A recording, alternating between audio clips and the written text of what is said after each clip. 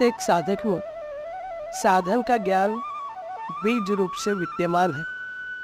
यदि ऐसा न होता तो साधन करने का प्रश्न ही नहीं उत्पन्न होता। ऐसा कोई साधक नहीं है जो अपने बनाए हुए असाधन से परिचित न हो।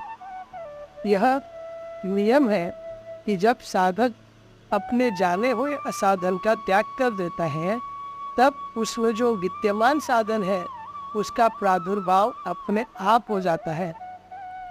क्योंकि किसी भी साधक को वह साधन करना ही नहीं है जिसे वह नहीं कर सकता।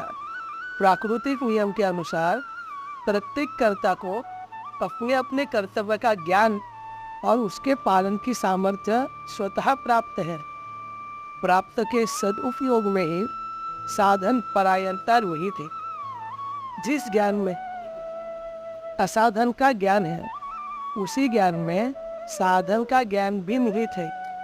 वह ज्ञान साधक को साधन करने के लिए ही मिला है। अतः साधक के विवेक में समस्त साधनों का ज्ञान विद्यमान है। इसी दृष्टि से निज विवेक का आदर ही साधन निर्माण में मुख्य हेतु है।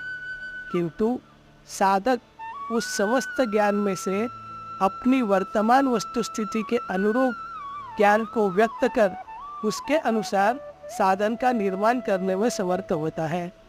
वास्तव में तो विवेक विरोधी कार्य करना ही साधन निर्माण में बाधक है। निज विवेक साधन निर्माण का विधान है और प्राप्त वस्तु सामर्थ्य तथा योग्यता साधन सामग्री है। विधान के अनुरूप प्राप्त साधन सामग्री का उपयोग ही साधन है। इसी दृष्टि से प्रत्येक साधक साधन निर्माण में सर्वथा स्वाधीन है। असाधन जनित सुख लोलुपता ने ही बेचारे साधक को साधन निष्ठ होने में असमर्थ तथा पराधीन बना दिया है। साधन निष्ठ न होने की वेदना जागृत होते ही असाधन जनित सुख लोलुपता स्वतः ही मिट जाती है, जिसके मिटते ही असाधन का त्याग करना साधक के लिए सुगम हो जाता है और फिर साधन स्वतः निर्माण हो जाता है। असाधन की उत्पत्ति होती है, इसका कोई स्वतंत्र अस्तित्व नहीं है। इसी कारण इसका विनाश होता है। असाधन साधक के सहयोग से ही जीवित है। यदि साधक असाधन से असहयोग कर ले तो असाधन अपने आप मिट जाता है। असाधन की उत्पत्ति का मूल अविवेक है और कुछ हो अविवेक का अर्थ होते ही असाधन की उत्पत्ति ही नहीं होती।